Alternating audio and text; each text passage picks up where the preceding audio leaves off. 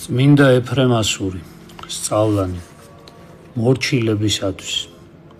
ჭეშმარიტად ნეტარია მორჩილი და უზაკველი კაცი, რადგანაც ის არის მსგავსი მისი მოძღვრისა, ჩვენი უფლის იესო ქრისტეს, რომელიც ზეციერი მამის მორჩილი იყოს სიკვდილამდე.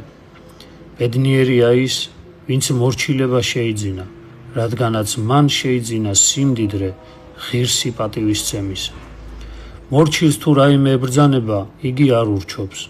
თუ ვინმე უწყრება მას, ის არ შფოთავს.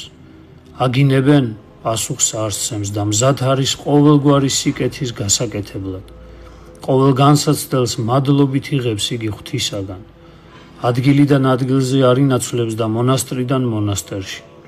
მორჩილს შრომა სიხარულს გვრის, მას მასწავლებლები უყვარს და ადგილს, რომელზეც იგი დაფუძნდება, აღარ შორდება სიკვდილამდე. მორჩილი არავის შეურაცხყოფს ძმებში და არც უხუცესსა და მოძღვარს განიკითხავს. დასვენება დიდად არ ახარებს და გაჭირვება არ აწუხებს. მრავალია მორჩილთა მადლი, როგორც მოციქული ამბობს, დიდია ნაყოფი მორჩილებისა და ნეტარია ის, ვინც მას